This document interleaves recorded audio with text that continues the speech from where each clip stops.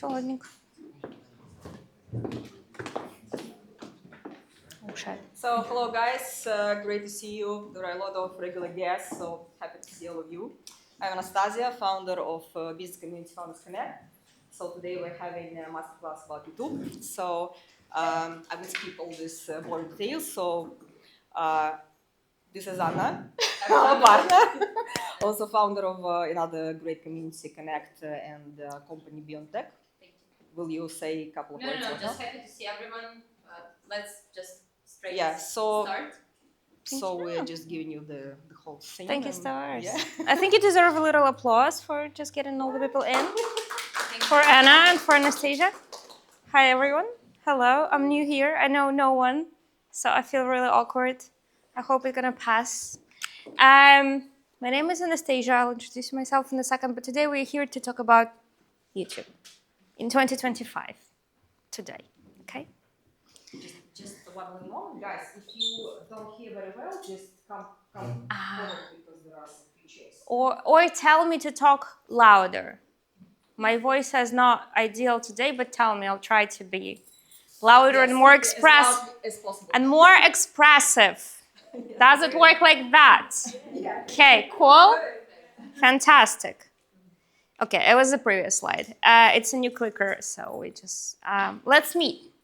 So I'll tell about myself in a second, but what's really important for me is to learn who you are, guys, okay? So you here came to listen about YouTube. Can a couple of you, let's make like 4 or 5 people, we're gonna have a goal, like 4 or 5 people, KPI, to tell me why you're here, what's your relationship with YouTube? Anyone? Until 4 people answer, we are not moving forward. Lady in the back. My name is Dasha. Hey, Hi, Dasha. nice to meet you. I launched my YouTube last year and Woohoo! managed to grow to 800 subscribers. I posted around maybe 30 or 40 shorts and Wow. and 5 long-form content. And I'm here to try to learn more and grow to maybe 5,000 in the nearest year. Nice. What is your channel about? Life in London. Fantastic applause. Round of applause for Daria. Cool. Well, yeah, 50,000. We're changing the KPI for you after the session. Anyone? Hi, lady in the front. Hi everyone, I'm Nelly. So I have a YouTube channel about squirrels. Squirrels in London. No way. Okay. So actually I know how to grow YouTube when you are a person, when you can like reduce script, make it better. But when you deal with an animal, you cannot actually ask them to act in a certain way. I was hoping to learn you take the squirrels into like a shot and like tell them what to do. No. How to deal with the squirrels and, Okay. I really hope you can answer my question. This is fantastic. Round of applause. I love it, Nelly. I love it. 2 more. Lady in the front. Hello, my name is Ina, and I've been doing YouTube for 2 years, and I managed to get You to also 3K experienced. subscribers in 1 year, which was a huge achievement for me, to be honest, because I didn't even hope that things would work out. My YouTube channel is in the personal development niche. So what I do, I talk about subconscious mind, about life purpose, human design. So it's a little bit at the intersection of esoterics, but also mindset. And why I came here, because I've not been doing this for 1 year, and I feel like I'm behind with the latest strategies, with AI, with the new algorithm. So I would like to learn like what's happening in the YouTube world nowadays, Wow. and how I can use that information to come back to YouTube and be successful. Crazy. You are guys so experienced. Applause. Some of the people. Okay, I need an. Yeah. John. Hi, Derek. I've been doing YouTube for 5 years, I would say, in total. Insane. But I stopped. I've been taking breaks in and out. And I feel like it's been declining my views due to the fact of, I feel like taking 2 years or a gap or a year or 2 years in between the years of doing YouTube, it's been declining my views simply because I feel like the subscribers become dead subscribers. I want to kind of learn the ins and outs of starting a new channel versus, having a channel that's been up for years but hasn't been uploaded on for years. Okay. So that's what I'm aiming to learn right now. I've been doing well on TikTok, but I'm trying to transfer all my followers and all my leads from TikTok to YouTube, as I've been recording probably 20 videos in the last 30 days. So Crazy. I'll upload it on YouTube and get everyone across and What an efficiency! What an efficiency! I love it. To answer your question, we've just relaunched the channel of a large creator after 3 years of a break. We got 1 million views in the first month. Highest ever. Highest ever. The guy took a cargo ship to Antarctica, froze in the ice, like literally for 100 days. Stopped responding to my emails, got back divorced, took a 3-year break, and got back on YouTube with this material, and it worked. So it can be on the channel. I'll show you. Yeah. Thank you, everyone. You are such an experienced crowd. This is insane. Okay, I feel intimidated because my talk was like on the trends, but I hope to make it like fun for everyone and collect all of your questions for the Q&A afterwards. I'll stay as long as Anastasia permits me to stay. Is it comfortable for you that people can ask you something new in the presentation or not? I think yes. Yeah, So just raise your yeah, hand if you like. we'll play by ear. I think what we're gonna do, we'll play by ear. If the question is completely irrelevant, we'll take it until the end. If the question is relevant, feel free. Generally, my style of presenting is I'm gonna talk to you a lot. You're gonna talk back to me, hopefully, right? So let's just have a nice, large conversation. All right. Some people are not experienced at all. So tell me, okay, we want to have someone unexperienced. I love it. Thank you for being so brave. Tell me about yourself. What brings you to YouTube? I'm a founder of a company called Neurosense, so we develop botanical blends for emotional regulations on the go. And Wow. I do Instagram and LinkedIn and whatever, but everybody Love says it. you have to go on YouTube and you need to be efficient and really go and penetrate that path. And I just came for inspiration to learn about the trends and how can I do it effectively and fast and not procrastinate with the YouTube. Oh, love it. So probably about the ways not to procrastinate, the Daria in the back, like Nelly in the front will teach you better than I am. But you definitely have a crowd that will motivate you. Fantastic, thank you. You're really brave.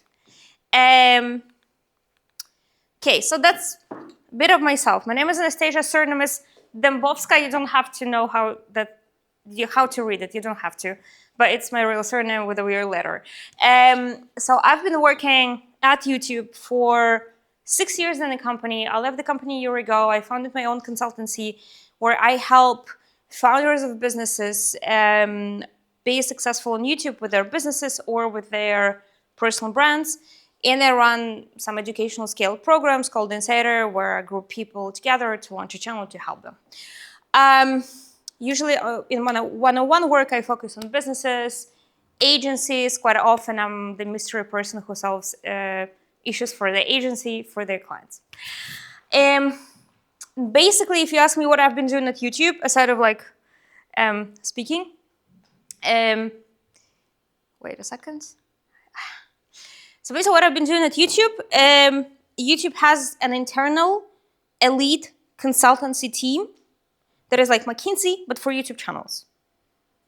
Okay, so it's like a YouTube channel may have performance issues, which is like we don't have views, like Derek, we don't have subscribers, or we need more money. So all these channels would come to me. I would have my portfolio of creators, and I'm gonna serve them. That was my job for 7 years.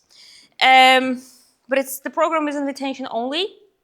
And one of the reasons I left is because basically YouTube was telling me who to serve. And there were a ton of people I could not serve because of non-compete and because I wasn't allowed to. So I'm like, I need to figure this out. I want to do it differently. People also imagine my job at YouTube like that, which was true. Which was true because it's the first event we ran at YouTube that's really me. But most of my job was actually serving quite large brands, quite respected brands, and their YouTube channel and making them kind of grow. And because I worked with them, I wanted to put them in a presentation to make it a little more impressive. Anyone knows any of these brands? Is that impressive? Okay, cool. Cool. Cool. But I think the client and the brand I'm most proud of is my mother. She is on her way to 500,000 subscribers. Hopefully, if you're all gonna subscribe, she's gonna be 500,000. But she's 500,000. We launched from absolutely zero when she was 50 in 2019. Like we had nothing. Now she has a 500,000 channel and a full functioning, running, subscription-based business that I was a part of and I built. So Aside of working with big brands in a sexy company, having everything arranged, I was going back in the evening, getting my hands really, really dirty and doing things by myself with my mom.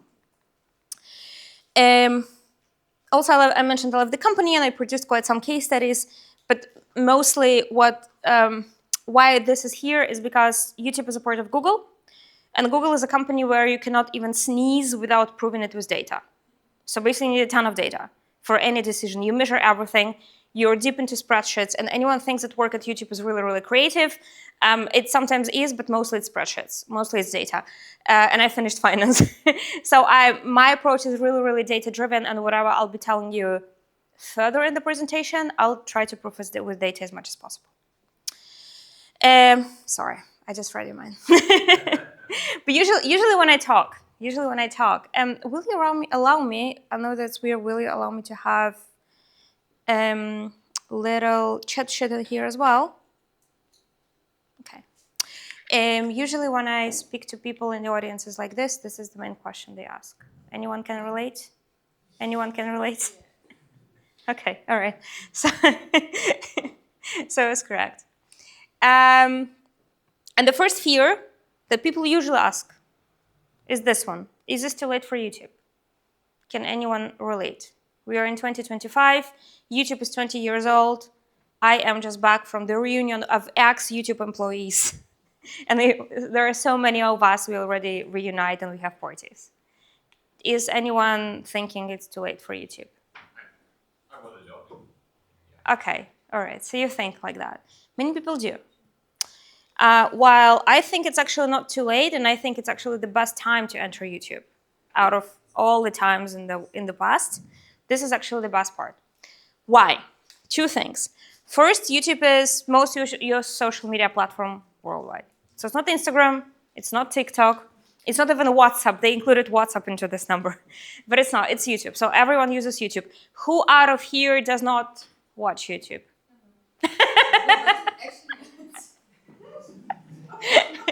No, I'm curious. Who does not? Okay, I'll tell you that I detox from it once a week, but it's my job, so I got it right. But otherwise, everyone does it, and like 2.5 billion of people watch YouTube, and this number is still growing, which is crazy. So it's like the whole pie, as they say, is growing. There are more viewers on YouTube. And the absolutely insane thing that I cannot prove with numbers, but you have to trust me, that YouTube still fights for creators, for channels. Like generally the sentiment, if you're gonna talk to Instagram, TikTok, YouTube, any other platform, the big sentiment inside, like we need creators. We need more creators. We need to be the best place for creators.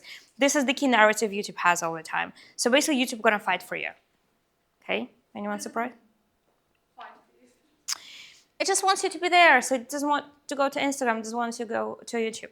So is that including their challenge? So like, even for example, not posted for a very long time, you still feel like they'll fight for that channel, or you feel like it's better to create a new channel and then start from scratch? So by fighting, I don't think they'll enter your house and like beg you for a relaunching.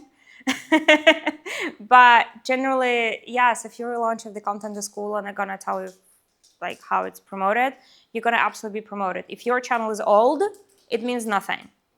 Basically, if the channel is old, if the channel is new, it's just irrelevant information for the platform. You can relaunch, okay? Generally, if the audience is the same. We can discuss it further. And another fantastic thing that happened, and this is a really fresh piece of data, is that YouTube is now the biggest TV channel in the world. Right? Like the biggest. So if you thought about Netflix, Netflix is not close. It's like, it's the US data, but we always measure everything in the US. It's a percentage of watch time on TV, something like that. So basically what percentage of TV watch time in the US is broadcasted, like all the things. So if you turn on the TV in the US, it's gonna be YouTube. Siri, shut up. Did you hear that? Did you hear that? Did you hear that? Did you hear that? So basically, YouTube is the largest TV channel in the world, which was if you think about it, we all here, like I just sense the age, so we all here probably remember the world without YouTube but with TV, right? So do you remember the feeling of watching the TV or a screen in the cinema and thinking like, I'll never get there? Like, it's unrealistic. No? It's like, these are the stars and we are the real people in here, right? So today is the day why I just think it's the best time to enter YouTube is because you can enter that YouTube and like one day enter the room with your friend and your husband down there watching your videos on TV. It was like really awkward, but this is like a real photo of people watching myself on TV. Which is cool. Like it just like can be in everyone's screen at home now. So I decided to ask AI, what does it mean to show me a person who's not on YouTube in 2025? Just does not have a channel.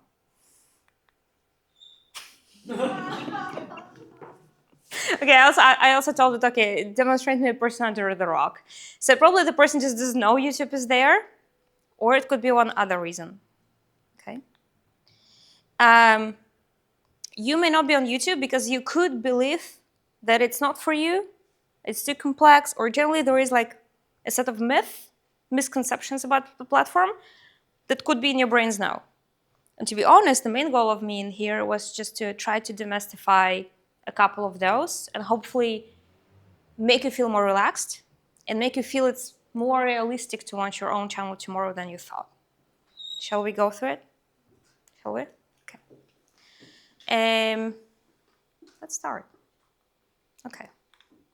Let's start. Some people think YouTube is for kids.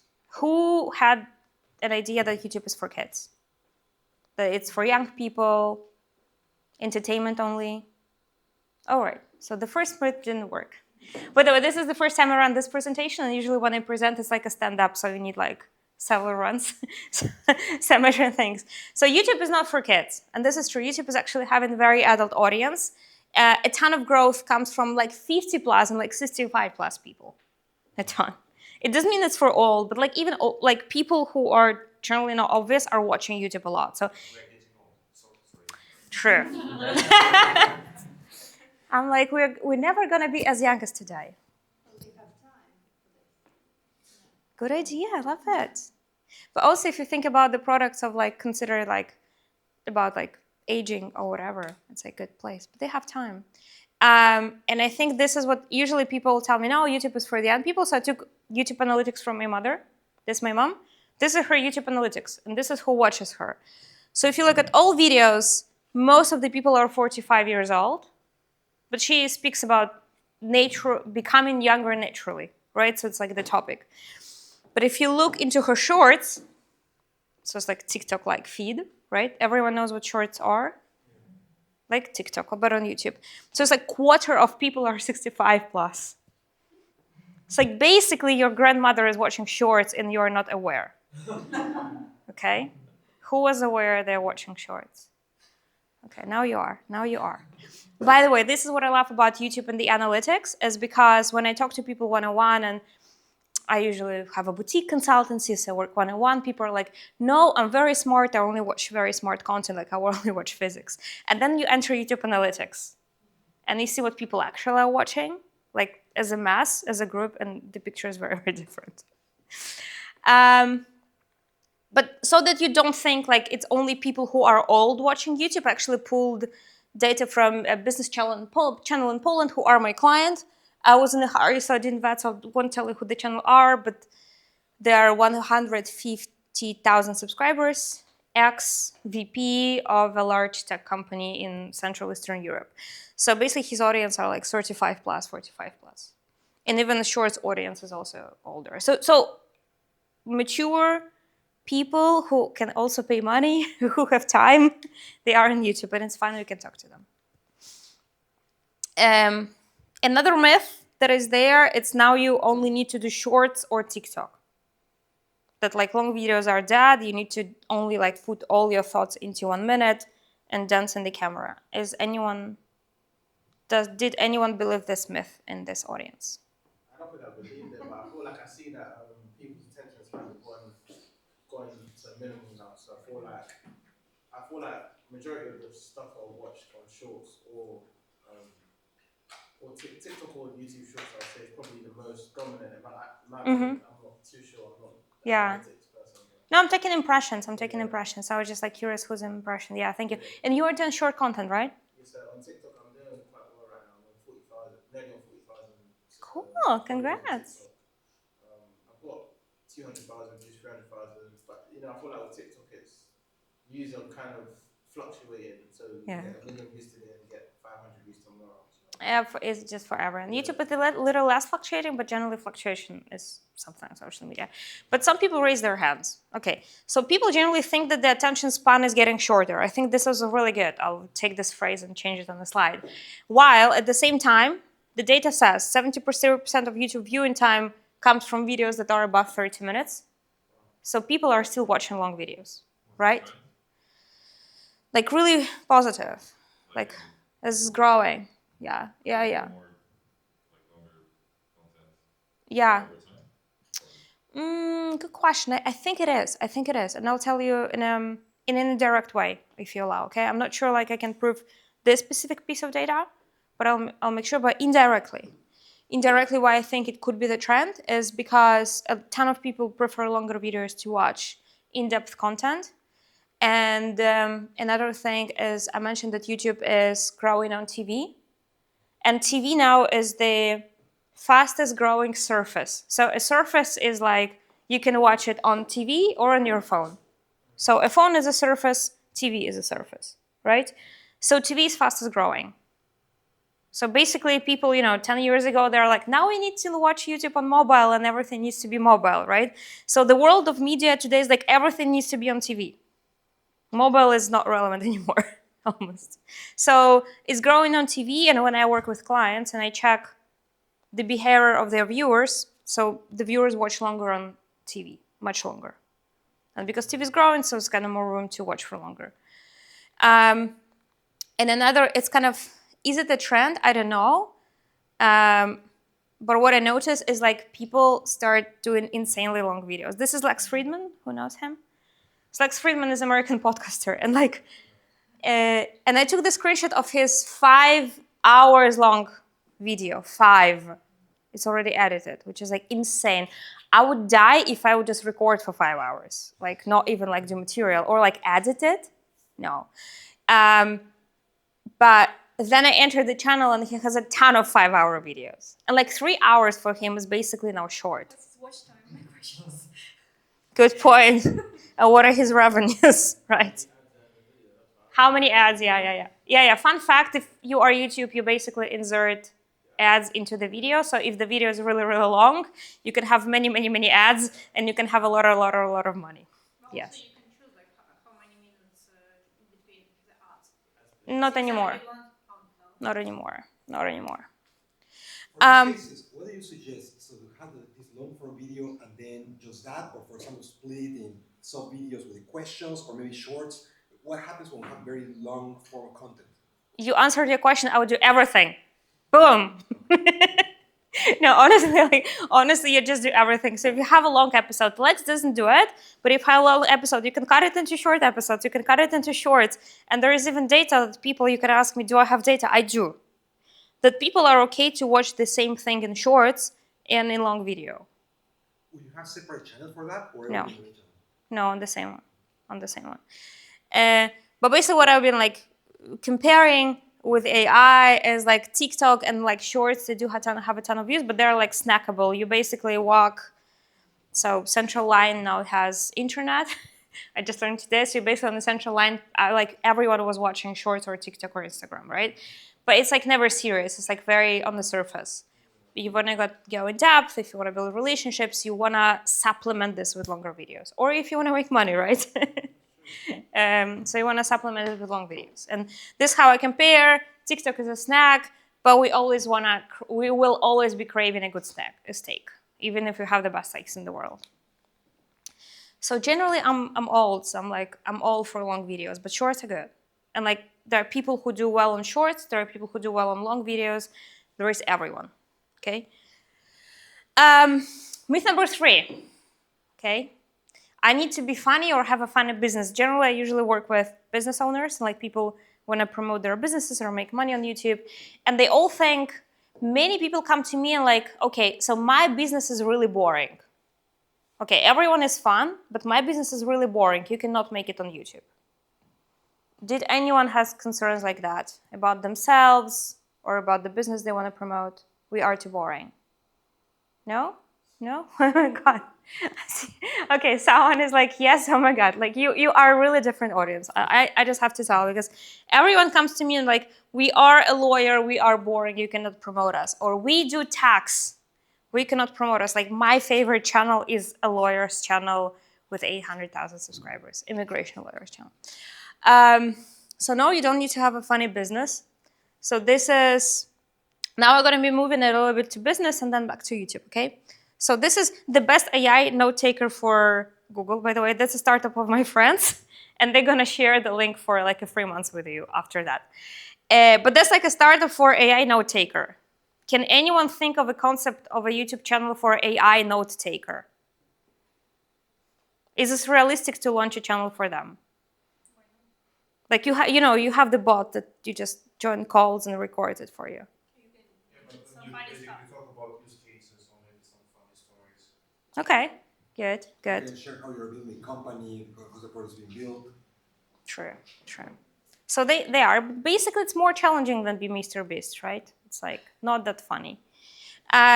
They're not that funny, and yet they have a ton of views on YouTube. Like for them, it's relevant.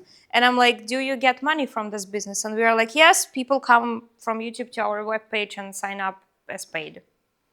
So basically, they can make money from it, and they never put ads or anything. So basically, you don't need to be really, really fun to be successful in long videos on YouTube. Okay. So if anyone had this concern, I hope it's not there anymore. Okay, now we are moving to business again. Okay, it's business again. Sorry, I'm on the business side. That's how I'm briefed. So people on YouTube, they try to have YouTube to promote their business. Okay. And some of the people think like, okay, YouTube is fun to promote supplements. YouTube is cool to promote AI note taker, which is $20 a month. It's cool to promote like clothing, but you cannot sell really expensive things on YouTube, like a house. Who thinks it's true? Anyone? So basically, you think you can sell a house on YouTube. Yeah. You are, gosh, you are not the audience I was briefed on. Can I say that? No, I love it. I'm just joking. I love it. You are guys very advanced. I love that you don't have this myth to prevent you from launching, okay? So, but sometimes people are like, okay, so what I sell is really expensive. People don't buy this on YouTube, right? So this is a super yacht, a really nice super yacht. Who wants to have such a super yacht? Nice, no? This is super yacht, and I took it from the channel of my friend and the person I was manager of. His name is David Seal. He is a yacht broker living in Monaco. Yacht broker is the person who sells yachts, right? So he has a client's looking for a yacht, he looks for a yacht, he sells it. When David was small at 10,000 followers, and he launched a YouTube channel which is just, hey, I'll record the yacht, maybe people will like it. And again, remember, these are people who are buying a super yacht. They're super secretive.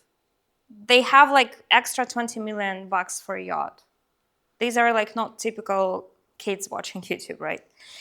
And at some point, he learned that his channel, when it was just 10,000 followers, was a lot time bigger than any yacht brokerage platform or any yacht marketing strategy.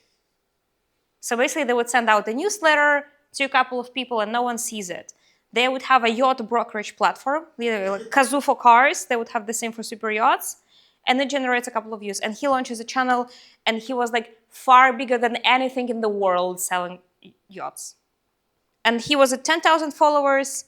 Now he has 261. And like everyone is following him now. Everyone is launching a channel about yachts. And I even had more clients launching a channel about yachts.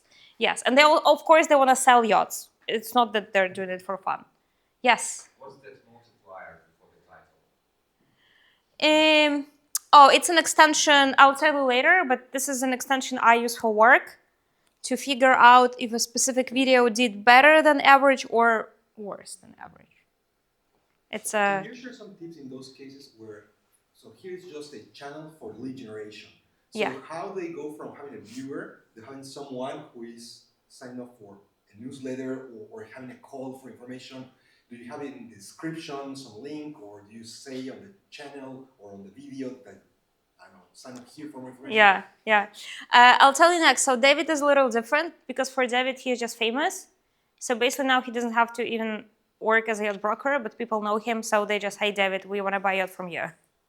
And they come from him. I met him last summer, so we talked about how his business likes. But I'll show you in my next client, okay? I'll explain. This is called the sales funnel. It's a really good question.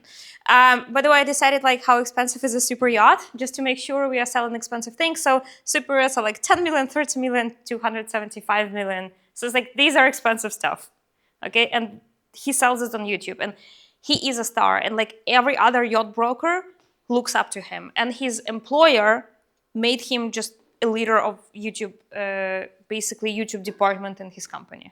So this is how successful he is. But I wanted to go for something cheaper. Okay, maybe yachts are too, like $20 for an AI note taker is a little, and like 25 million for a yacht is a lot. So you're gonna go for something cheaper. And this will be a real case study, okay? How people sell it, by the way, answering your question. This is Aston's, some of them you may know. And they basically have immigration. Arrange immigration for you. If you have money and you will suddenly want to have a passport in a country called Vanuatu, and you have extra $130,000, you can talk to them. I can introduce you. They're my client, right? So a little cheaper than a super yacht, but also very niche, also seemingly very boring, right? No? Just trying to see the sentiment. Okay, do you think such a thing can exist on YouTube? People are like, where is Vanuatu? People are Googling where Vanuatu is. It's in the Pacific Islands. It's in the Pacific Islands. But also learned from them about this country. Yeah, I didn't know it exists. And this company runs a YouTube channel in English, and this company runs a YouTube channel in Russian as well. I was helping them with this, launching this specific channel. Okay, so it's like 48,000 subscribers. And the reason they do it is like, is 3,000 views a lot? Is not? I don't know. But I texted, but they do it consistently, and they do it a lot. And when I texted their social media manager, the person we worked a lot with, I'm like, why do you even do a YouTube channel? Do you convert? Like, people convert. But she also mentioned that like their customers come to them, not to their competitors, because they saw this guy on YouTube. They have spent some quality time watching his videos, and now they want this specific lawyer to work with them. We just want him. So this will be the guy who's gonna move my family, not the other lawyer. And if you think about law, it's like a business where it's hard to differentiate. It's just law, right? So it's like super strong. And they mentioned that they come to buy from this specific person, despite it's more expensive. And they also return, which is probably unheard in this business, right? I'll answer how they sell. So basically they have a video. Let's move to English so that everyone understands. They would have a video like fastest alternative citizenship. But I don't really like this specific strategy, but okay, let's do the Caribbean one. And they're like, this is the fast citizenship. And they tell you about the citizenship. And then the video, you place what's called a call to action, like, hey, if you want us to help you, use the link down below. You have the link in the description, and people follow the link. And you can be really, really smart with a couple of things. So first of all, instead of like telling, hey, bye, you can say, hey, let's have a quiz that will tell you what are the countries you can move next year. So anyone got curious if I would offer you? Yes? Just out of curiosity, right? But then imagine you have this quiz. And into this quiz, you put, as a company, in this quiz, I'll ask you where you live now, what's your income, what's your net worth, where do you work, why you want to move, right? So you put all this in, and you get the result, like a list of questions. But Astons, as salespeople, they immediately qualified you as a sales lead. And they know that if you don't make money, they won't even call you.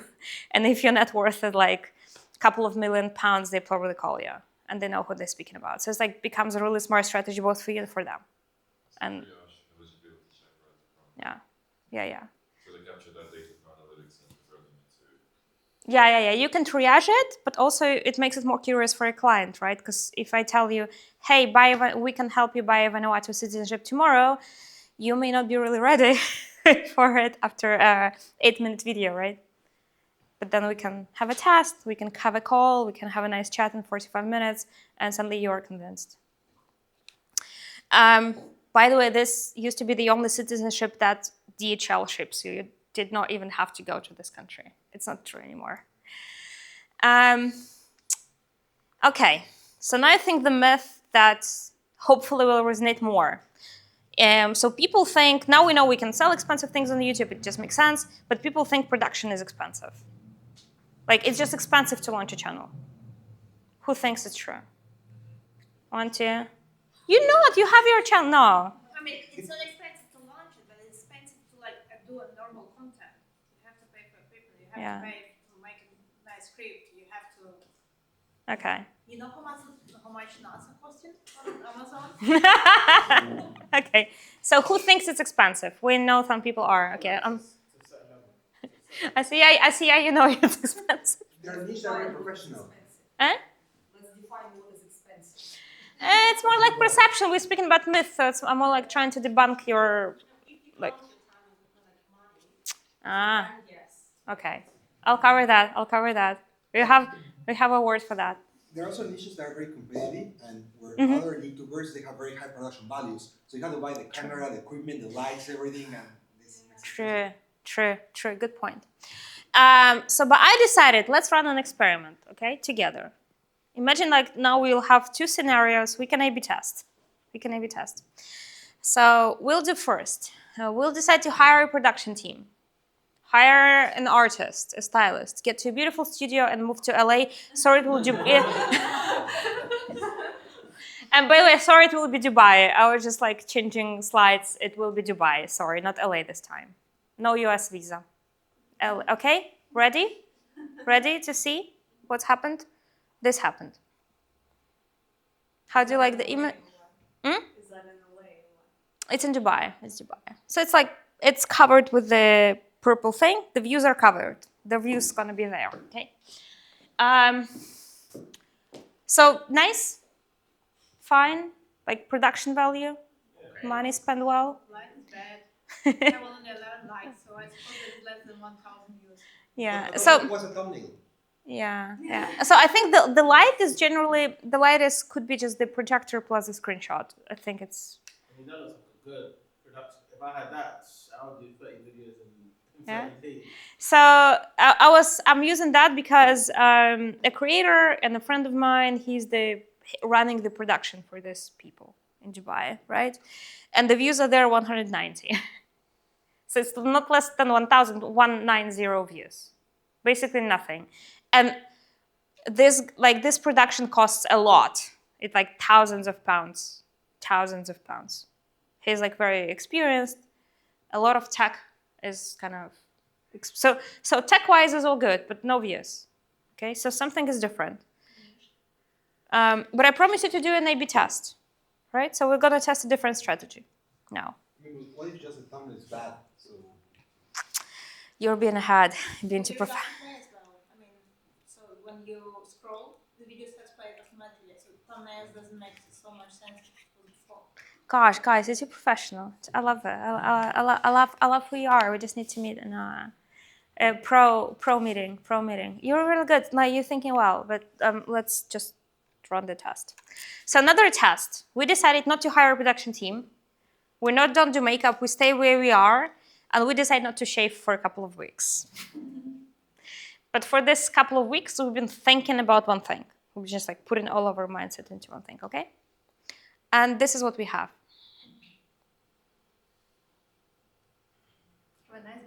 Impressed? Okay. I mean, that was very good. It's purposefully, yeah, it's purposely covered. okay, who thinks you can like manage this type of image in production yourself or at home? Is it more realistic for you? Yeah. Yeah? Okay. So the screenshot is old, okay? But this is the video. I know you're gonna speak about it. I know, okay. You can talk. Guess the views. Very high views. 1.2 million. 1.2 million. 5.9, now it's 6.8. Now it's 6.8. I found it because I was having a large client doing software so for software engineers. Really big company, and I was doing research for them in software engineering. So this video is 6.8 million views with that. With that. Okay? But it's just the title, so people search for that online. So it's very organic traffic. By the way, the traffic here, I don't think it's search. It's more curiosity. We're gonna speak about it. But yeah, but you answered the question. So this guy has not been shaving and thinking about something. Do you remember what he has been thinking about? Thumbnail, the title. Yeah. So basically something else. Right? You don't have to have very expensive production to be successful on YouTube. This is the message I want you to remember. And to prove that, you remember my mom had 500,000 subscribers. If you want to do what she does, you have to start with that in here. This is my family home. That's like in there. That's my home in Belarus, previous house. And this is where she started with that. She basically was recording with like a calculator. And somehow she got to 500,000 views and working business, right? So now she's better. Now she's doing better.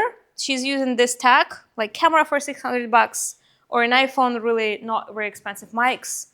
And she, in her kitchen, she got a video of 200,000 views.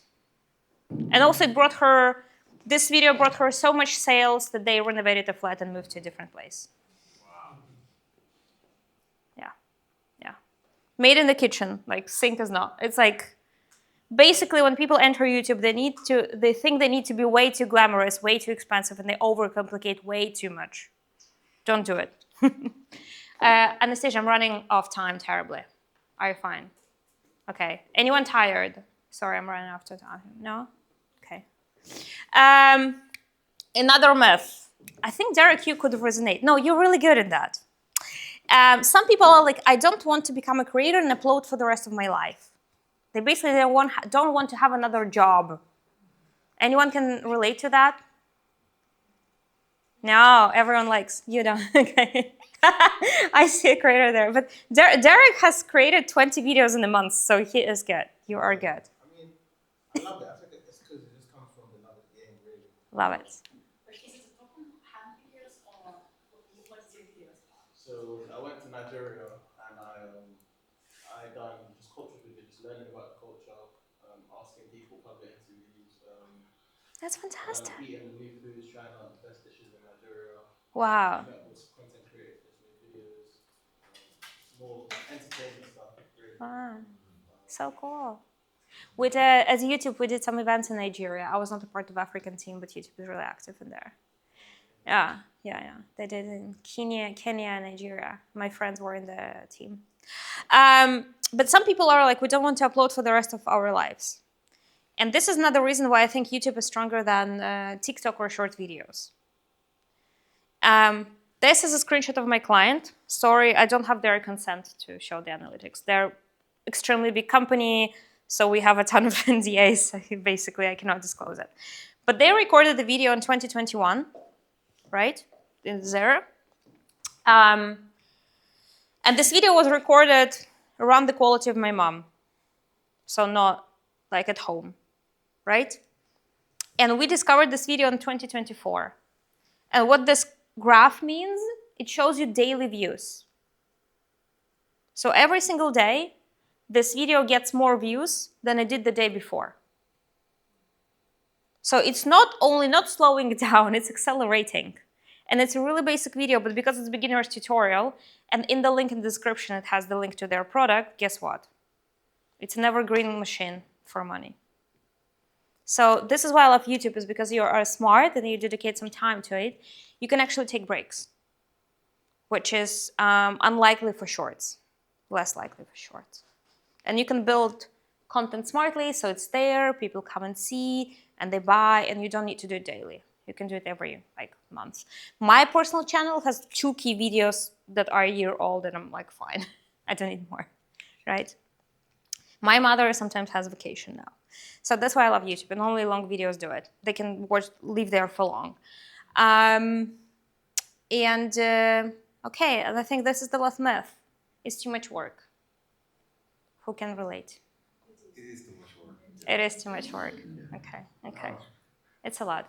So I would. Enjoy it, it's never work. Yeah, if find something you enjoy, you're not gonna work for the rest of your life. Yeah. No, it's some work, and generally, when platforms like YouTube, they survey creators, there are more people creating on Instagram than on YouTube, because Instagram is kind of, okay, I'll post wherever. It's kind of easier to start, and YouTube has a lot of mental blocks for it. But you just went through 52 slides in 2025, and there was no word AI there. Do you think something's wrong?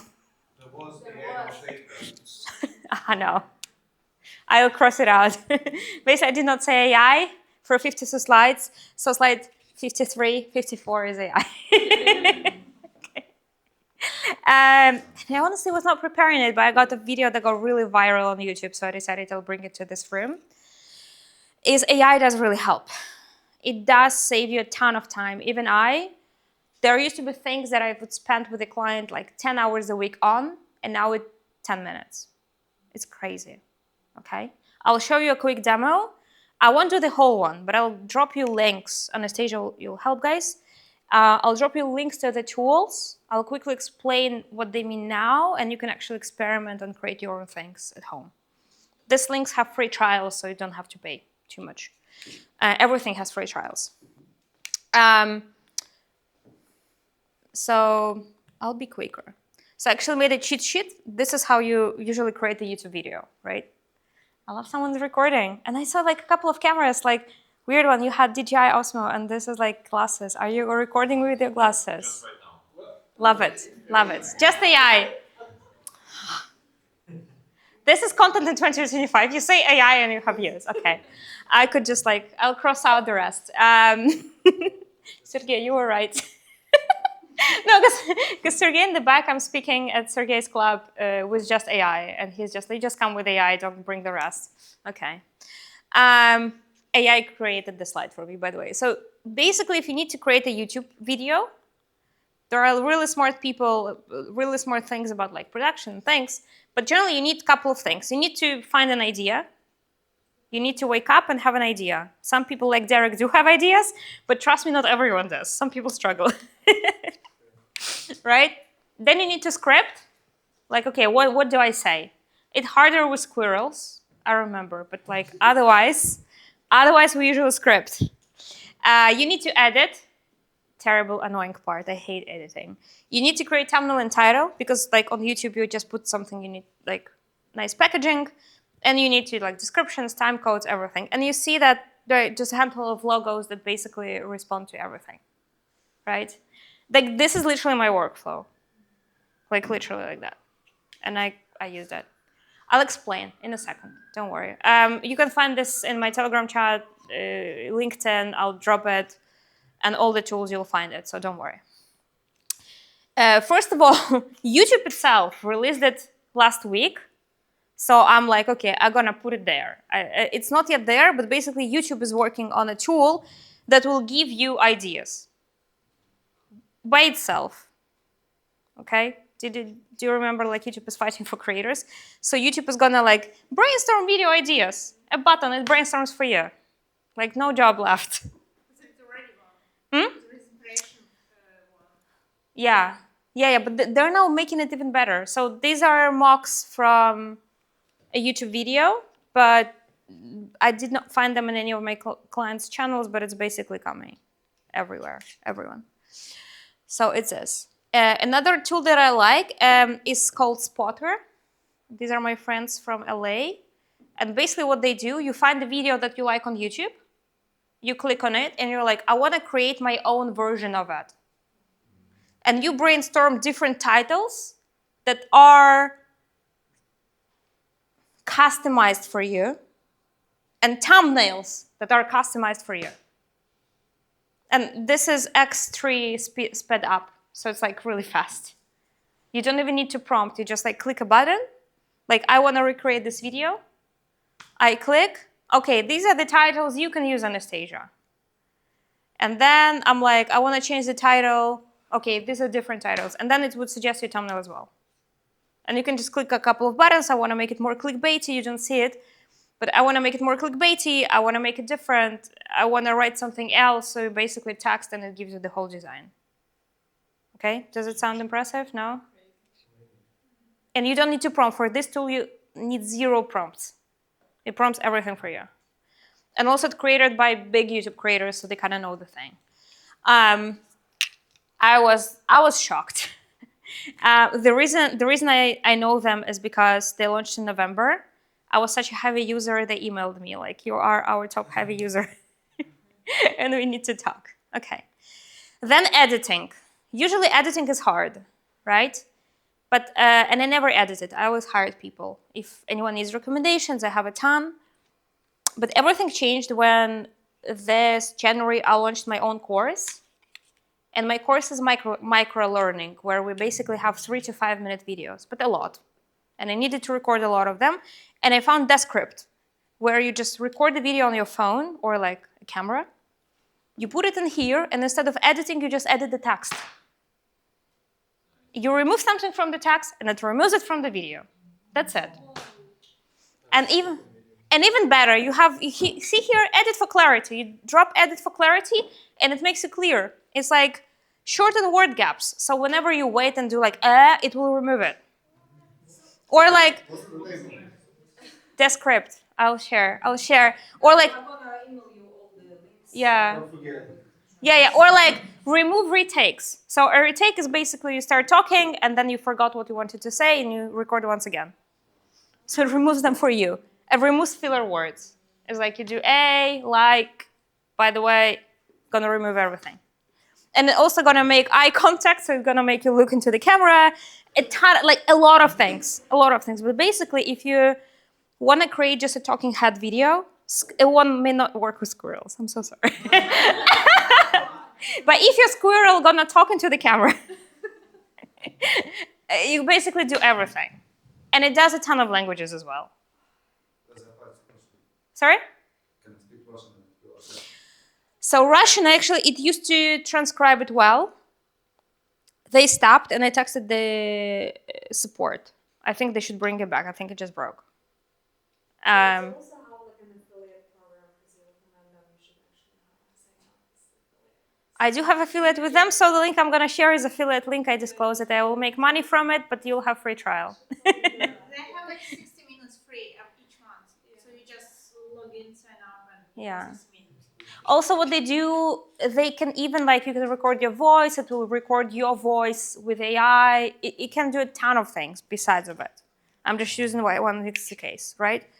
So now basically, you got an idea, you got a thumbnail title, you edited the video, and that's it. And with Spotterback, you just created a thumbnail, and now with ChatGPT, you can actually create a thumbnail just in ChatGPT.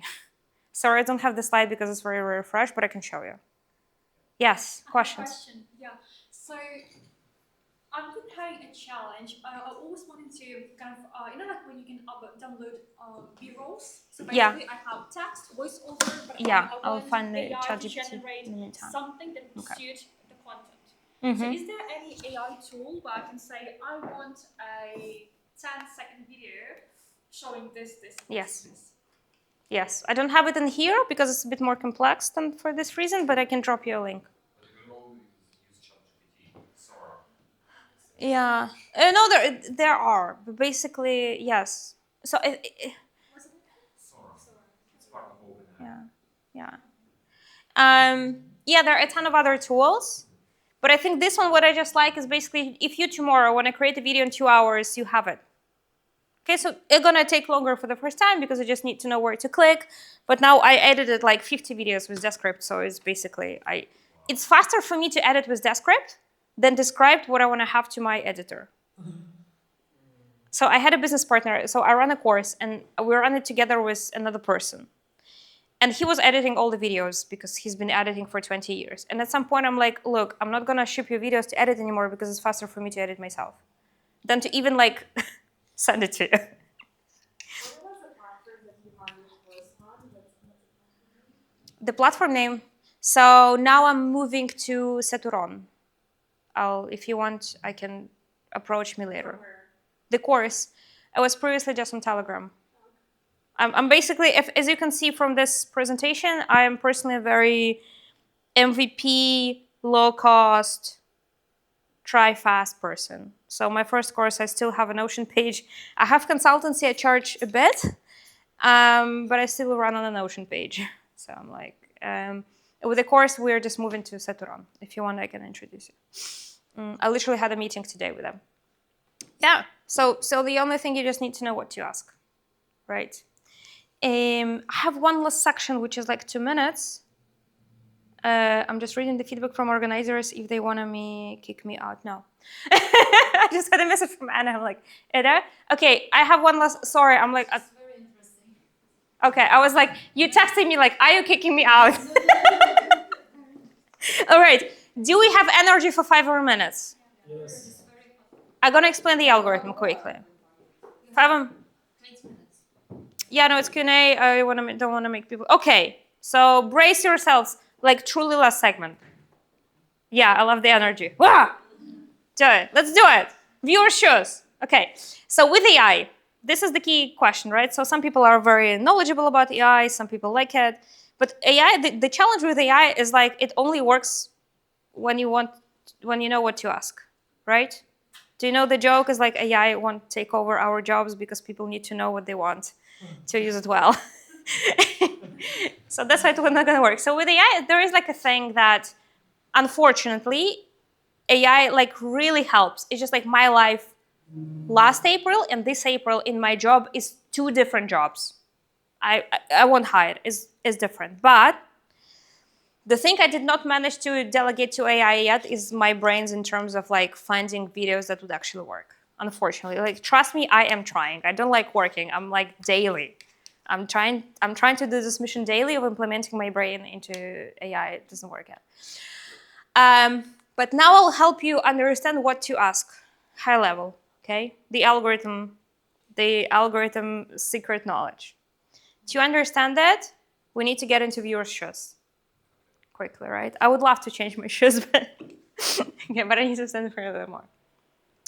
You enter YouTube. Where do you go? What is search? Yeah. Yeah. Okay. All right. Wow. Like too aware. Okay. Different question. It's dinner time. You open YouTube. Do you immediately know what you want to watch? Yes. No. How? Tell me.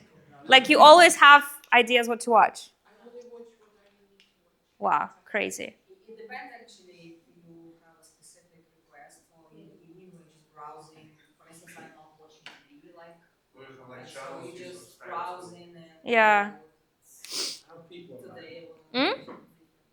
I have people in mind, but I don't have a specific video in mind. So Okay. I'd say, okay, my favorite YouTube creator. What is he posting today?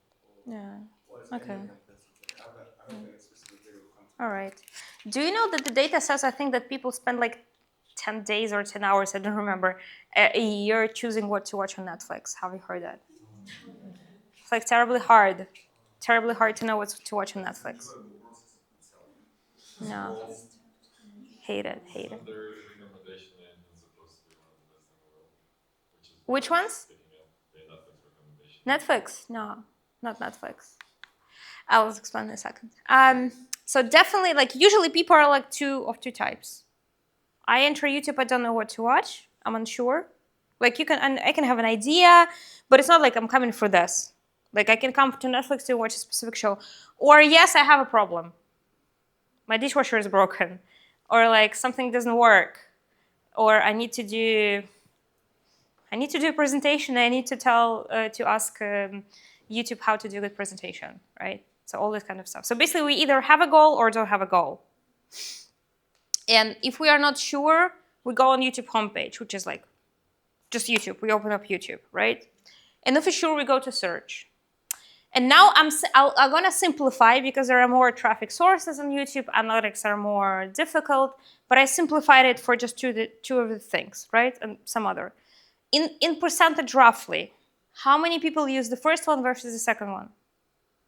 Well, given you surprise, I assume it's 80% homepage.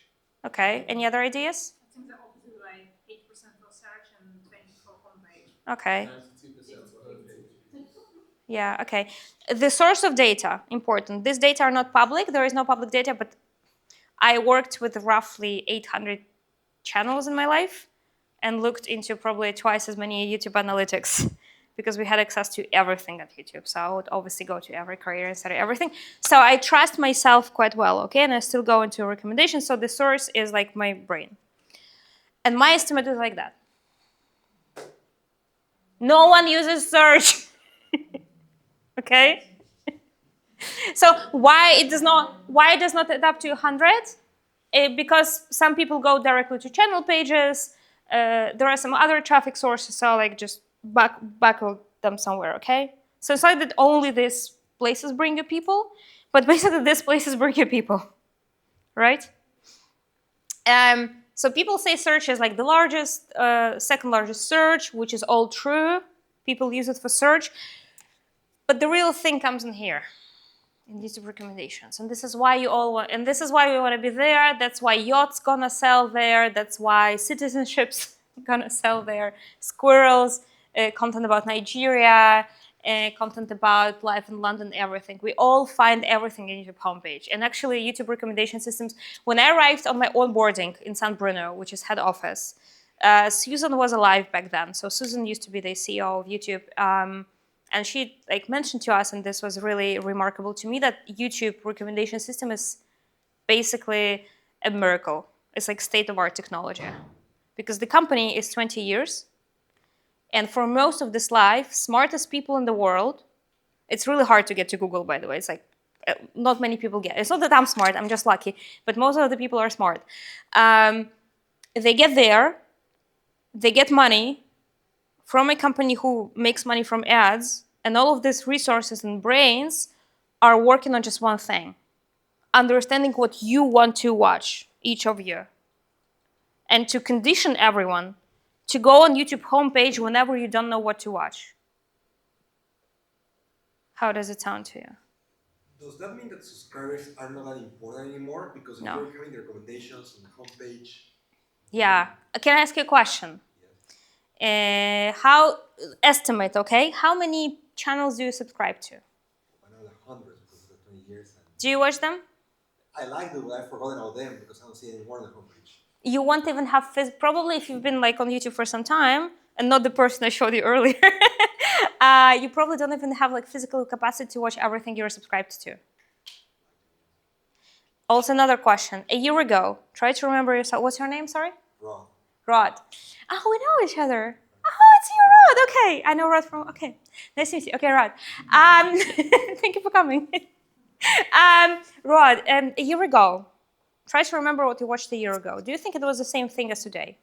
No, because now I see that even the algorithm changed. Like last year, I would remember we were seeing more on the homepage subscribed channels, and now I see tons of channels that I never seen before with very small subscription levels, like 300 subscribers, 500 subscribers, all of them on my feed.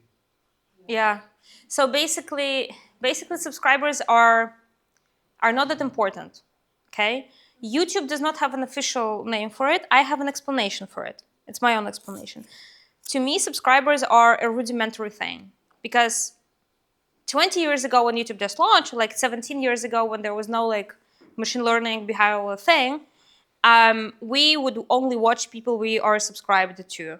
Do you remember your first social media platform and the feed where you subscribe to people and you see everyone chronologically? Yeah. Weird old times, right? Weird times. Basically what happened, all the platforms replaced this with recommendations. And you know what happened? People started spending a ton more time on these platforms.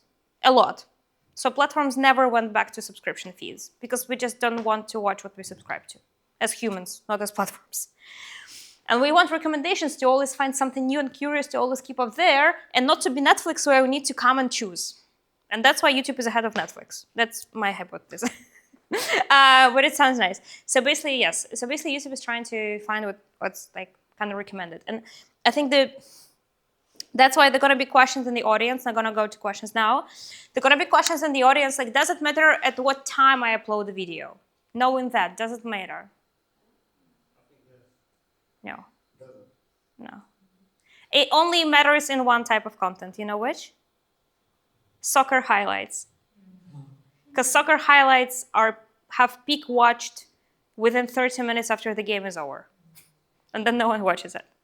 Or like news, but generally not. Like Nigeria, questions about Nigeria, no. People can watch it anytime. That's why if we subscribe to a channel or not, now we know it doesn't matter. It's like there are like ideas, but generally not. So the only thing on YouTube that matters now is like if your video is either searched or causes curiosity. If you're able to cause curiosity is what you do. Where is the next 20%? It's 80%. Yeah, I mentioned. So I simplified it, but basically YouTube has a ton of traffic sources. It has like homepage, suggested, subscription feeds, channel pages, shorts feeds, external traffic, direct traffic. So it's just like a lot. So I'm like, okay, let's just keep something aside. But in my job as a consultant, I just work with this two. And only with just this one. Because usually people are pretty good in figuring out search. But the problem with search is, you know what? There is a channel in London. They're called Fuse School. If you have kids, your kids may watch it. And if your kids don't watch it, they may want to watch it. It's a channel that helps kids understand school program better. So like if they have gaps, they explain. And this channel is only search-based. Why? Because no child watches school content from homepage. No child comes from homepage, sees Minecraft, and like, what's an atom? I'll watch what's an atom. No. So they are on Minecraft. So that's why they only search for it. So this channel has been stagnating. Why? Because they are very big. There are 700,000 subscribers. But to have more search traffic, they need more kids in the UK. And there are no more kids in the UK. Like the birth rates are declining. So literally demography is impacting their YouTube channel. And they need to go to curiosity. Okay, that's on me now. That's my content today. I want to slowly move to Q&A for as long as the organizers permit and your energy permits. My energy, I can talk for a long time. My longest consultation was 3 hours and 40 minutes, so I can do it. Sorry? Not 5 hours, like less 3. My record is 3:40. Not on a video. So if you want to connect, I talk to everyone in person. I'm a bit slower in terms of responding, but I will respond. So that's my LinkedIn. That's my Telegram channel. Telegram channel is in Russian, so not relevant for everyone, but LinkedIn will be. And another thing, I have a gift for you. So we're going to strike a deal, okay? We're going to strike a small deal. This is a very important QR code to a form. This form is assessment of my talk. Why? Because I have a goal of being the best version of speaker that I can be this year. That's why I measure every talk. It's anonymous, and I want you to give me fair feedback, because after every talk, I get this feedback and everyone talks. Okay? So it's tremendously important for me. In exchange, after you fill in the form, you have my Telegram contact. You can Telegram me any YouTube question, or you can Telegram me your YouTube channel or your business, and you receive either a channel assessment or a business assessment or response to a question from me. So it's basically going to be a mini consultation in a voice message. My regular consultation is very, very expensive, so this is a lot of money. But if you do it like just to help me out, I'm going to be tremendously grateful.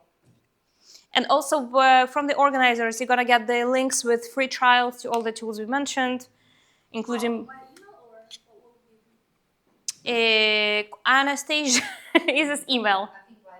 Okay, we'll figure this out. Presentation as well, and you have contact from me as well. To anyone, also to anyone who speaks Russian, I speak 3 languages. I work in 3 languages, English, Polish, and Russian. So anyone who wants work on their YouTube channel, I am now working on my cohort of Insider, which is YouTube algorithm course, the only one in the market from a person who works at YouTube. So if you want to join, just text me. I'm slowly launching. English version will come later in summer, and Polish version will come for podcasts.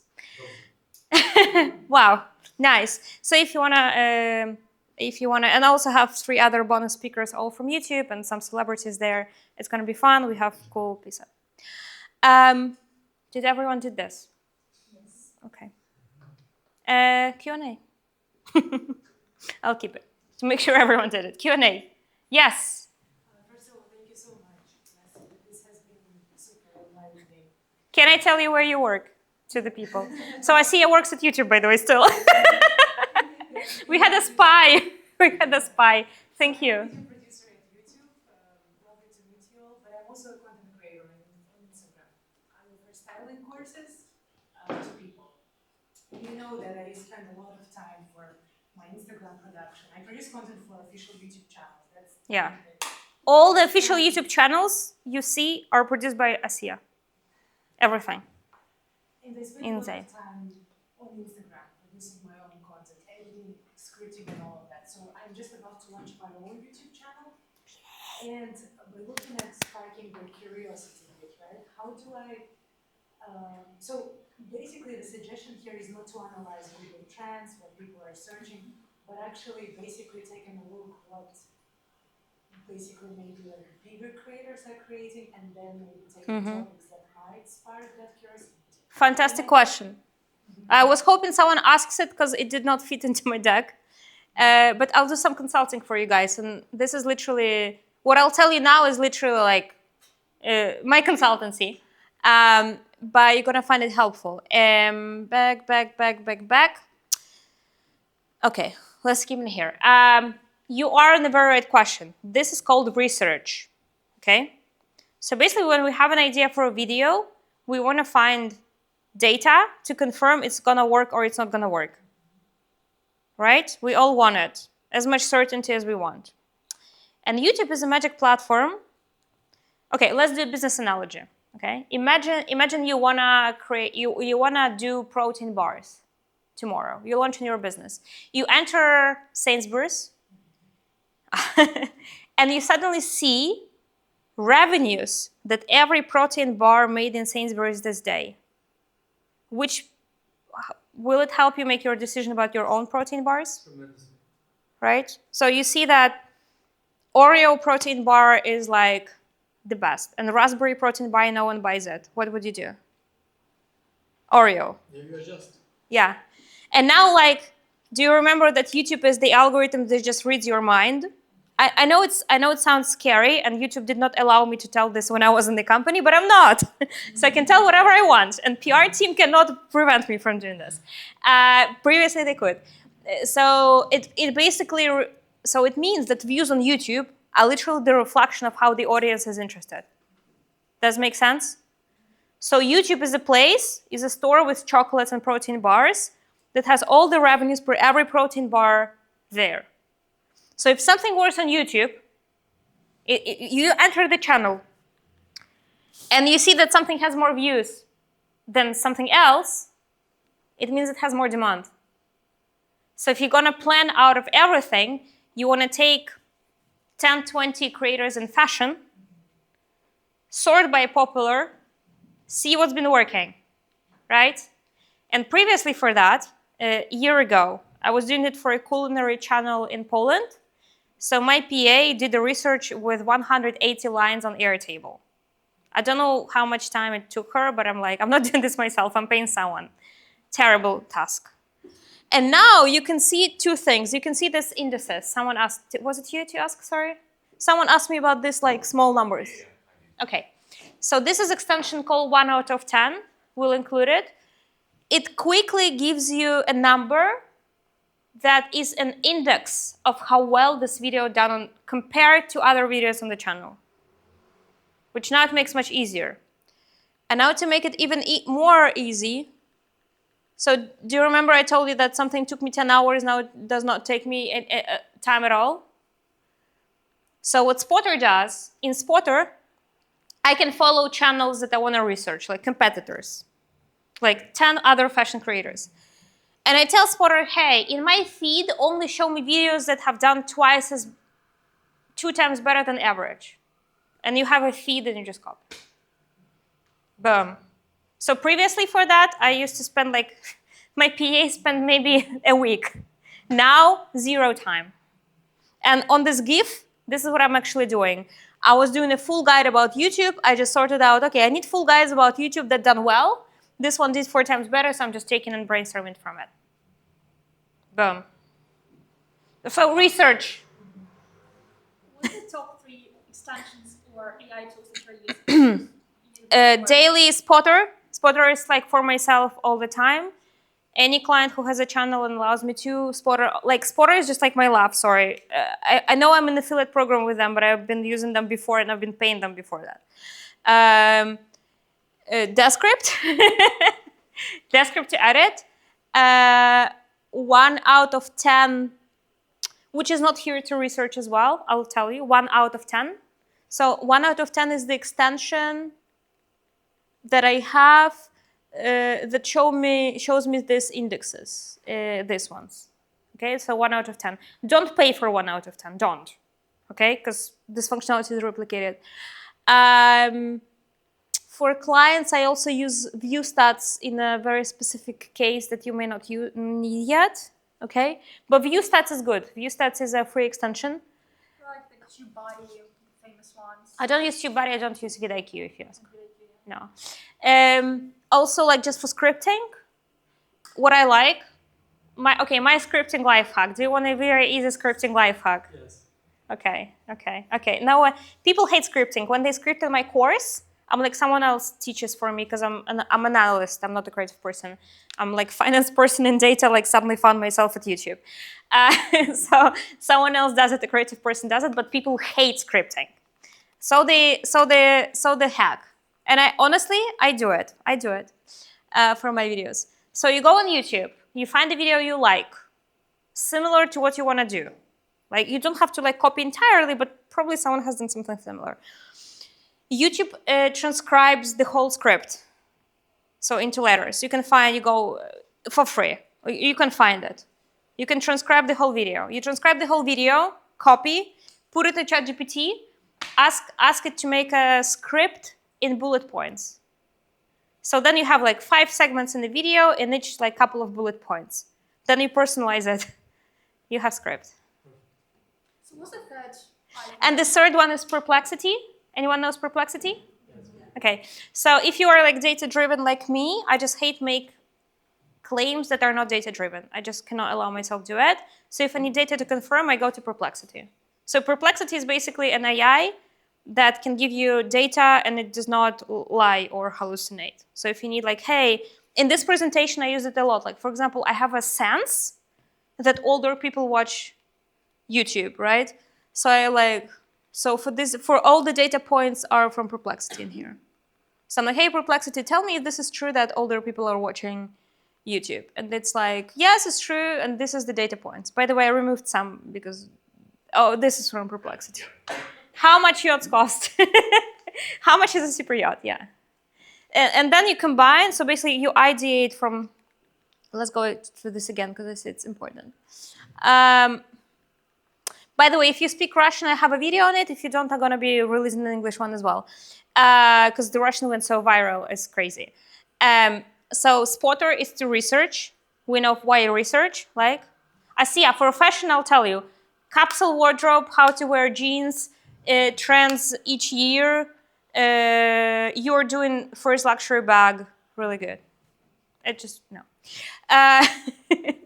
You probably can ask me about any type of content because I worked with everything besides squirrels. You want to talk about squirrels? Honestly. But I was working with ants. So Spotter, you research. Then you script. Like you find a video you like, you script, you adjust to what you want to say, but someone said something similar. Perplexity for data, edit, timeless titles, and then you do, like YouTube likes descriptions and time codes, and basically the script does it for you. So the script can read your video, and like, here are your time codes, here is social media post to promote it, here are shorts, here is everything. So it all covers everything, like literally 2. Like I don't lie, it's literally 2 hours for like 5-minute video. Yes, I'll be doing one by Derek. Yeah. I wanted to ask about just to elaborate on the dead channel thing that people say. Yeah, So dead channels. Yeah, so No, the channel is good. so you feel like that's not really a thing. So in terms of, so I released my last video was a year and a half from now, which I dropped my last video. But I've got, like I said, I've got this store of videos where I want to drop them and release them. Yeah. But I've created a whole new channel. As she saw me today. I was literally just about to release a video today. Why do you want to have a new channel? Simply because I'm rebranding my name. So Yeah. my name's changing. Okay. I did it on purpose. I'll show you the case, okay? I just don't want you to see all the client data, so yeah. So my name's changing. Okay. As well as my name's changing, the type of content, I would say I tried to aim and do this type of content, but I never had a direction. So when I was doing YouTube as an 18-year-old, 19-year-old, 20-year-old, I was just releasing anything. And I just wanted to... By the way, you are my favorite kind of person, honestly. I admire such people. I admire such people so much. Can I ask you, like, there is one question that will clarify everything for you. Does the audience change? Not the topic, not yourself, the audience. Does the audience change? Between what you've been doing before and what you're going to be doing now. I can't really define what audience I'm aiming for now. That's the thing. So, like, releasing videos going to Nigeria, I can give like specific people I watch and the people I'm trying to target. I'm not sure if they've got like a specific niche, but I don't know if you know a creator called Speed. He's one of the biggest YouTube creators in the world. I show Speed.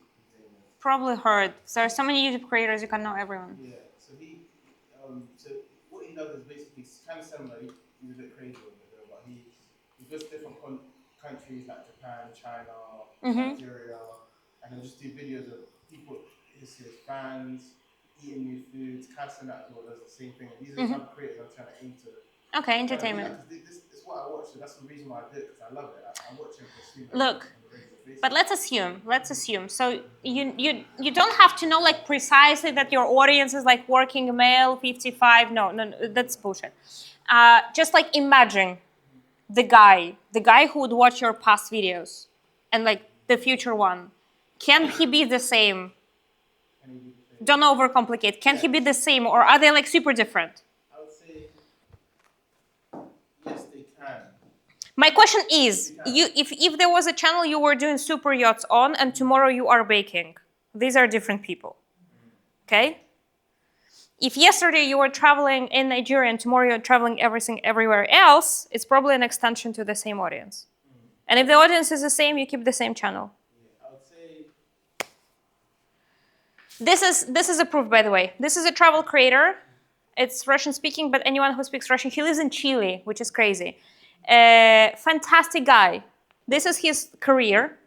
This is when he got frozen in Antarctica.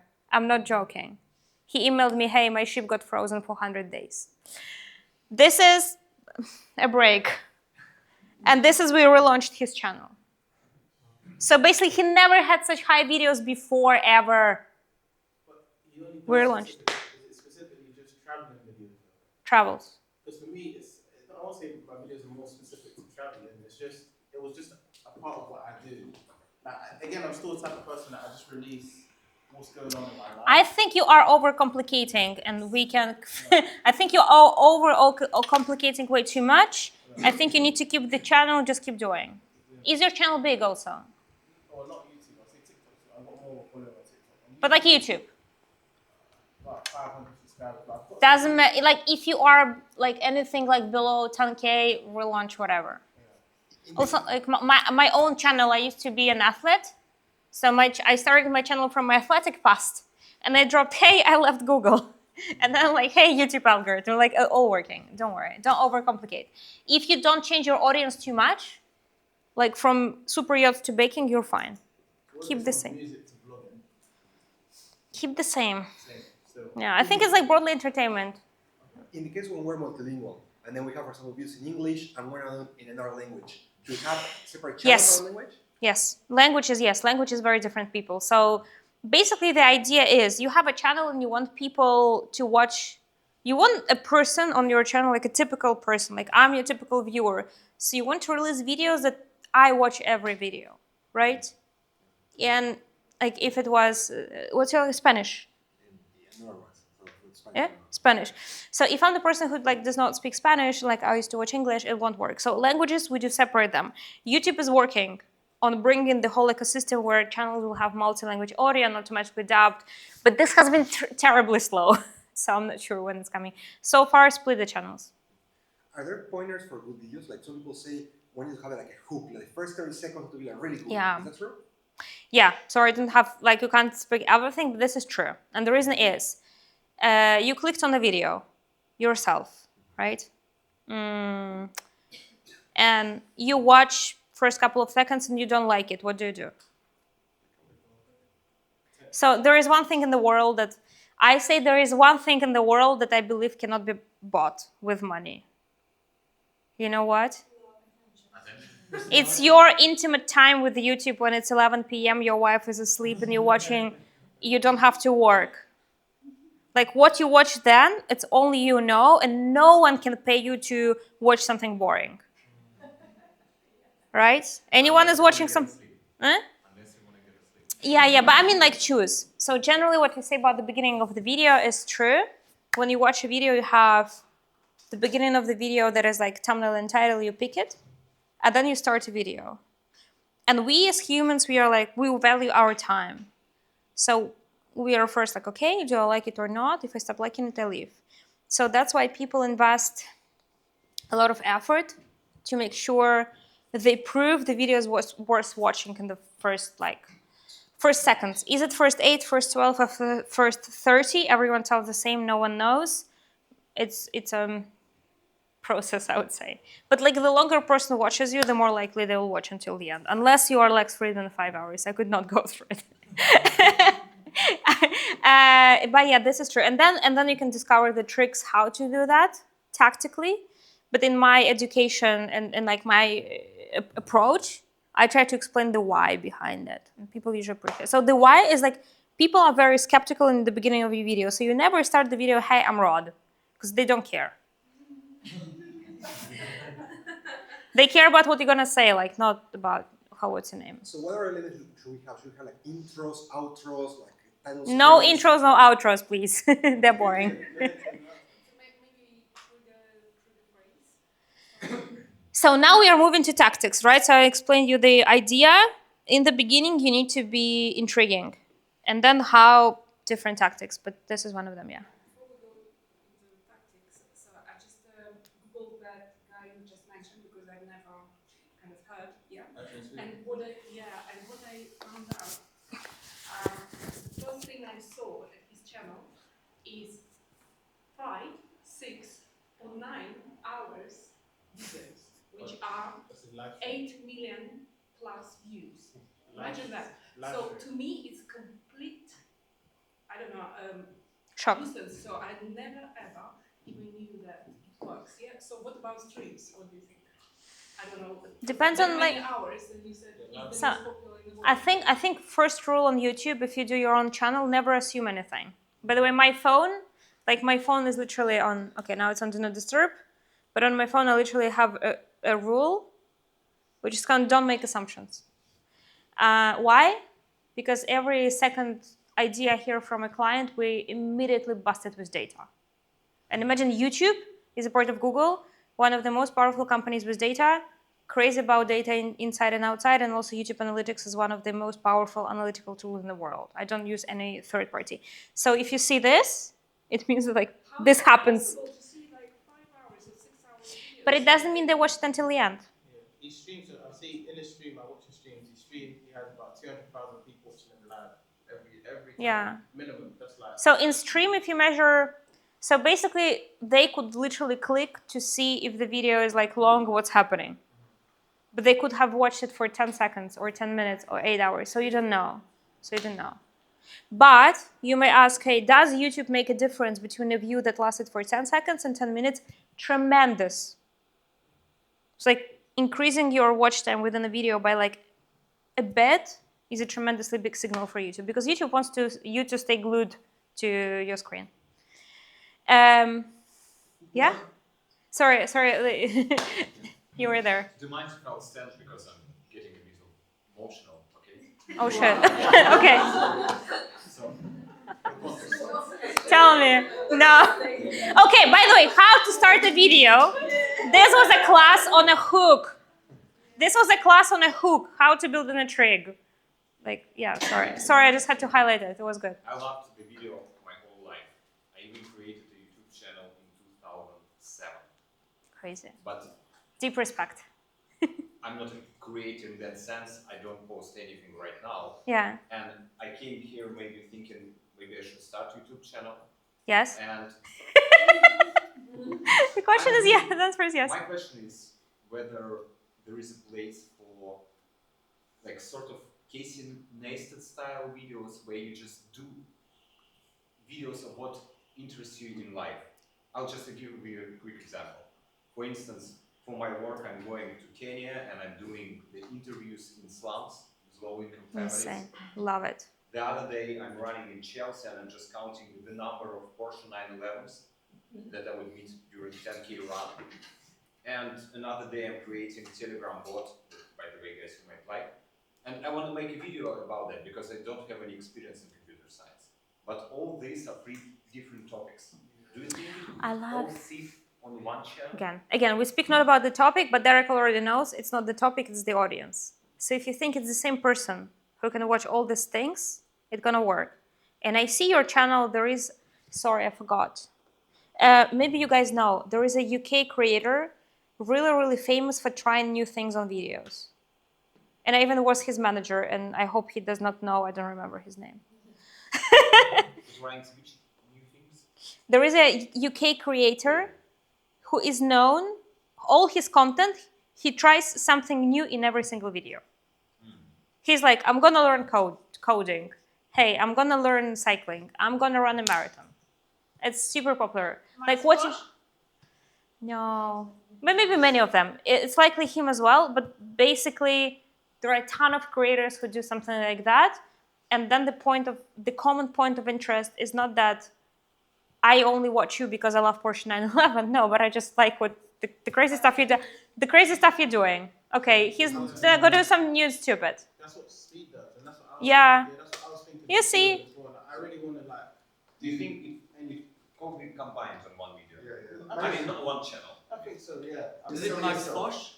Is it Max Fosh? No, it's not him, but someone else. But I'll try to remember. Sorry. Show us perplexity. And that works for great creators because then they're interesting people. So whatever they do, they want to watch. So if you believe that people will follow just for you and for the topics, then yes. Yeah. Well, they will not, but that's I feel like it's very hard, but when you first start up and no one knows you, I think doing that type of videos, I don't know how the algorithm reads it at first. Like, you know, for example, like we're not Steve in this. No, I'll send it over if I remember. Yeah, sorry. Well, upload frequency. So some people say more is better because you have more data points, you can like iterate faster, whereas others say no, better quality once per week and no more. What's your this is my favorite answer, and this is the most hated answer by the audience. It depends. No, honestly, it doesn't matter. If you're doing shorts, up to 3 a day. If you're doing long videos, like really, I can give you examples of people doing daily. Daily for long videos is probably not a good idea. And I can give you examples of people uploading a couple of times a year. Like, I used to work with one of the largest travel creators in the world.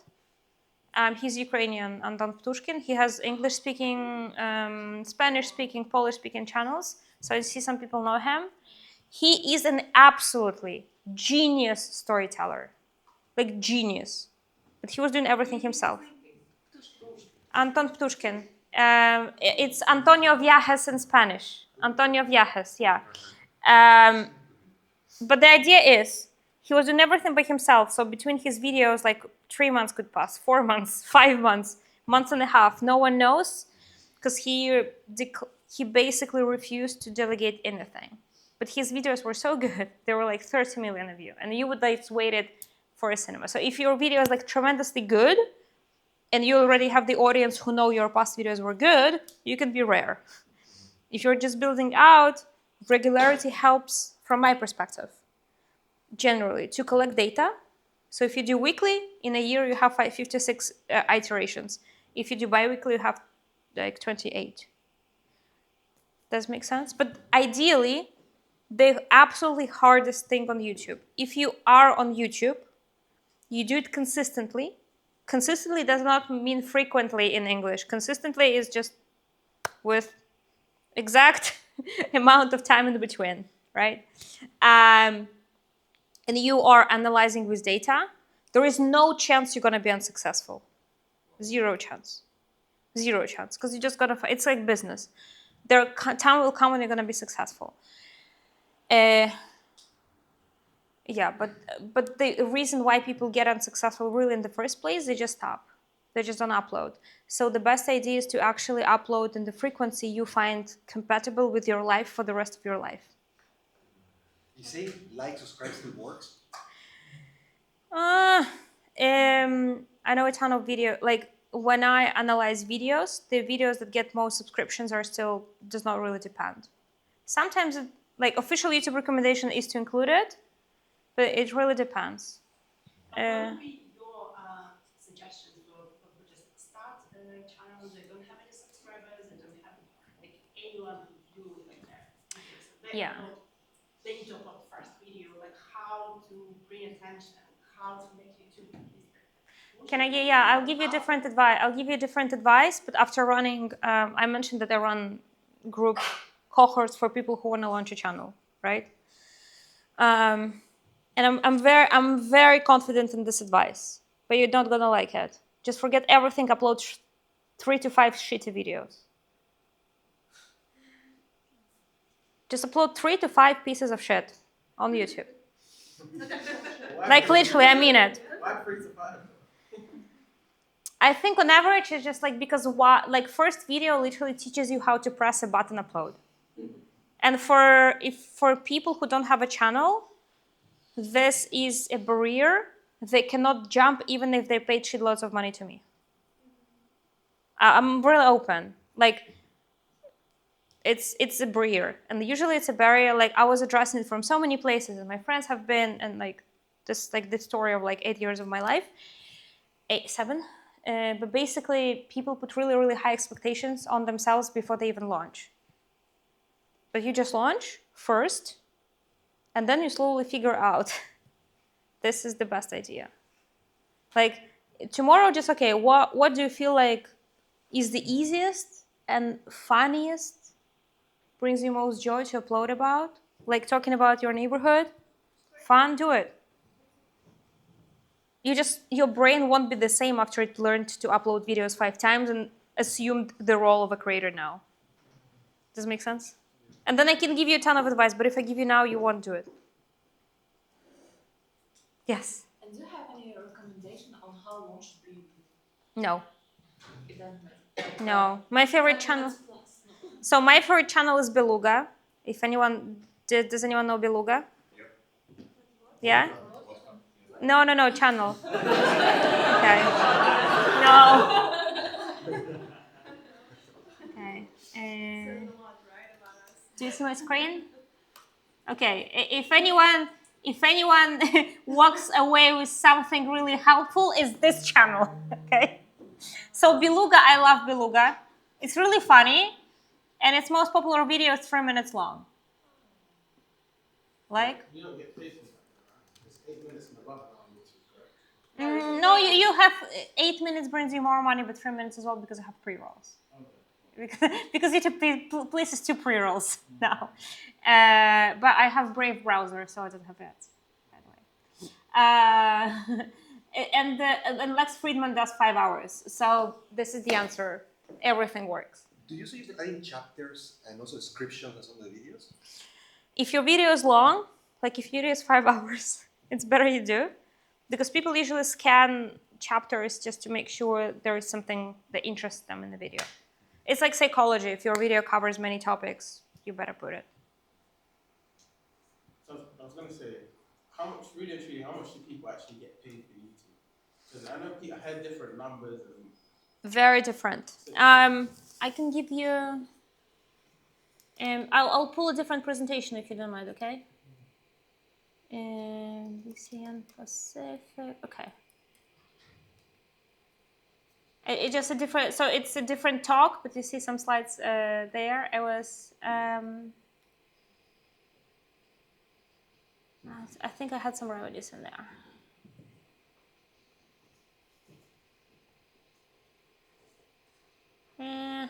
Okay, no money, sorry. No, you shouldn't be seeing this. But it was the first question. Yeah. How to make money. Okay, this one has. Okay, this one has. This one will have international examples and Ukrainian examples.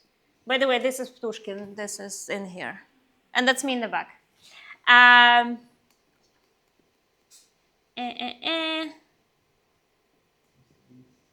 Okay, so a couple of things. This creator Nisha, so everything depends on the audience. What you need to understand on making money on YouTube is that YouTube does not pay you money from its own pocket.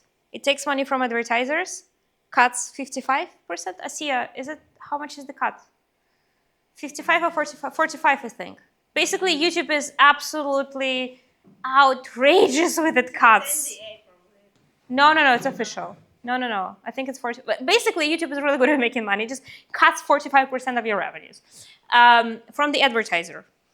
So ultimately, it depends on how much advertisers want you. The example, ads on content that is targeted to 35-year-old males interested in finance brings in a ton of money. Content that is targeted Minecraft 15-year-olds brings very little. Does it make sense? So basically the same amount of audience and the same amount of views, but like different structure of your audience will be incomparable money. Like for example, if your audience is in Nigeria, you're gonna make very, very little because Nigeria's advertising market is not very developed. But if you have content about Nigeria, but people in the US get interested. Hello, one of the most developed markets on the advertising in the world. So with the like 13 to like 25, let's say around that age group, US Again, very different. You just, it's not, there is no way to answer your question. Like, yeah, I'll do examples. That's why examples on the slides. So Nisha is a London-based finance creator. She's now 1 million subscribers, and at some point, I know her. She's accountant, right? Yeah. Yeah. She's actually not. She's investment banker, but she's like accountant. Yeah. That because people click. So she's now 1 million. Basically, in her video, she mentioned that she left her job when she was making $4,000. She was not having 1 million subscribers. She was much smaller, right? So $4,000, really good. Ali Abdal is really good if you like it. So Ali, until 2023, he's a not London-based creator anymore. He's now a Hong Kong-based creator, but from London. Until 2023, he published all his revenues on Twitter, X. So if you go on X, you can find all his revenue breakdowns. He basically was making 2 million, a lot. So he was making from AdSense. So AdSense is YouTube ads, right? In 2021, he made 330,000 pounds from just ads. And you can find how big he was back then. Probably over 1 million. But also, like, what I like Ali Abdal, because you know what I noticed? That English speaking, because you saw that I basically worked in Ukrainian, English, Polish, English. So what I noticed, there are like high CPM markets, so where YouTube pays a lot, like in English, and low CPM markets where YouTube does not pay much, like Russian speaking, Ukrainian speaking markets. So people there are more inventive with their business models. And I actually do support the fact that if you want to have a YouTube channel and create content, it's really cool to find also a business you can attach to it. I know it's hard, but it'll bring you more money. And YouTube pays itself. Yeah? I think I'm doing something like this, because when I had like less than 1K subscribers, I was already monetizing my YouTube by offering like consultations, selling online courses. Now, as I got to 3K, I want to really like, good. launch a bigger course. And I guess my question is, what's the smartest way to transition this YouTube audience into paying audience who buy the online course? Oh, so this is called the sales funnel. Welcome to the world of sales. Welcome to my world after I left Google and I don't have salary anymore. So you mentioned the quiz. There has to be some sort of a lead magnet, right? In between. Yeah. Depends on the... So it's a whole separate conversation. If you want to exchange ideas, let's talk. Thank you for coming. Sorry for me being so boring for so long. If you want to like more ideas, we can talk. I can share you my experience from my course launches. By the way, I'm very open about my finance behind my courses and everything. Feel free to ask. Like, feel free to buy, but also feel free to ask. But generally, if on YouTube you tell buy, people probably will not buy because they are likely new people. You remember, it's all recommendations, not ready to buy. They're probably in their bed watching you. So you need to take them away from the platform somewhere. Like Instagram. No. In real life, so they can like trust you. Like no. Email or Telegram, depends on the language. Yes. Why? Because YouTube is an algorithm-based platform. So algorithms are really good to get views. And are absolute crap if you want to announce your course sales. You cannot announce your course sales on YouTube. I mean, you can within the video, right? But what you want to do, the parts of really successful business strategy on any social media that is based on recommendations, so Instagram, TikTok, YouTube, have the audience in there, get the views, tell all of them, hey, by the way, I have a perk for you in my newsletter, in my Telegram. Why? Because newsletters, Telegrams are the feed that does not depend on the recommendations. If you want to get your message to the audience, you'll get it. Does it make sense? I cannot announce a course on the video. I don't get it. You can? Are you alive? No, the camera is okay. I'm worried about your... Okay. So the reason... Okay, now we live in the area of YouTube. Now we enter in sales. Basically, in marketing and sales, there is a world called touch points. Basically, you need to have a lot of touch points between a client and your product. Does it make sense? I need to hear about your product 7 times before buying it. So 1 is not enough. If you only tell 1 on YouTube, you'll probably sell a handful, but you'll probably lose like 95% of opportunity. But it's a whole different story. Many of us like recording videos, but not editing them. So do you have any pointers for choosing a good video and how much you want the script? No, I have a good video editor. You don't have pointers. Like, you need to like it. Like, this is the answer you're not gonna like, but to me, it's like you need to understand YouTube storytelling yourself. Because a lot of my work is entering the relationship between the client, their agency, and just fixing it. Because the agency does a shitty job and the client does not have YouTube knowledge to understand what guidance to give to their editor. Does it make sense? So, if you don't have background, either study it or just find the editor who did something you like. I know it's annoying, but it's like finding editors is absolutely a terribly hard job. I am now figuring out the small editing agency was my editor because I really love him.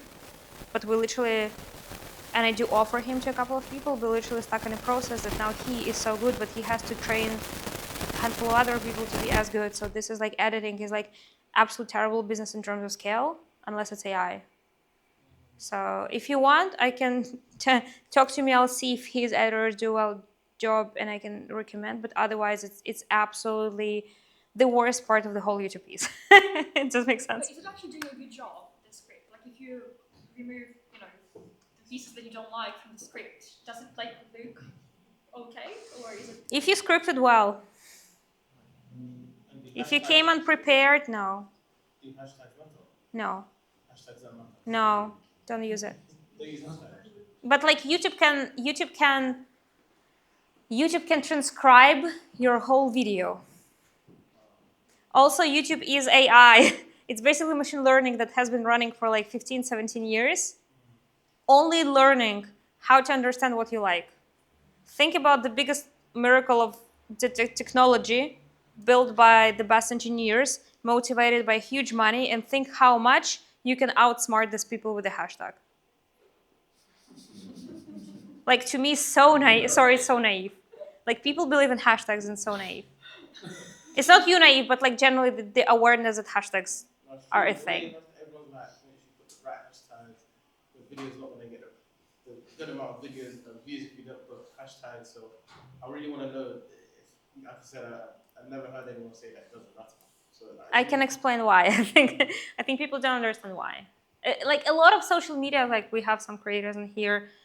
You can confirm it. It's like a lot. You need to create, but also understand why. And like sometimes, if you also understand the business of the platform, it's easier to understand why they make money, why they do not make sense for hashtags. I see we are. I think we'll be finished now. Sorry. Yeah, guys, I think Sorry, guys. we have like half an hour left here in the space, so you can grab Anastasia, ask a question, and also we're gonna email you all the links so you can like. Can I make a selfie with you quickly? Yes. Sorry, I barely can walk in these shoes, by the way. And do you want to join us? Yay! Smile! Woohoo! Thank you. Thank you, everyone. You've been really patient and kind. Thank you. Thank you so much. Okay. I am removing the shoes. Okay. I'm here. We can. Yeah. Можно. Есть у меня private consultations и хотите запускаться, то есть обучение. Так, вам телефон лучше, да, дать? Вам удобнее записать? О, перплексить, молодец, вообще так классно. 7384 7384 803 670. Да, Анастасия, можно Настя. У меня бренд-нейм Настя. Запустить курс хочу. Как? Куда Давай. Ты хочешь курс именно запустить? Да. Я хочу немножко оживить YouTube и запустить курс. Да, напиши мне то, чем я тебе могу помочь. Запустить YouTube, перезапустить YouTube, если хочешь. Порекомендовать платформу, с которой я запускаю курс, потому что они как раз ищут блогеров, и они там дают методологов и очень много плюшек, если тебе это интересно. Посоветовать методолога и просто со мной пообщаться, потому что у меня сейчас было 2 потока курса, и я просто изнасиловала своих студентов фидбэком. А лучше мне курс пройти по этой теме, там, запуск курса, или лучше, просто я не знаю, какой продукт мне больше подойдет? Блин, тут да, я тебе... короче, запуск курса — это прям отдельный прикол. Если ты хочешь хорошо это делать, это, ну, как бы, делать сложно. Я еще YouTube не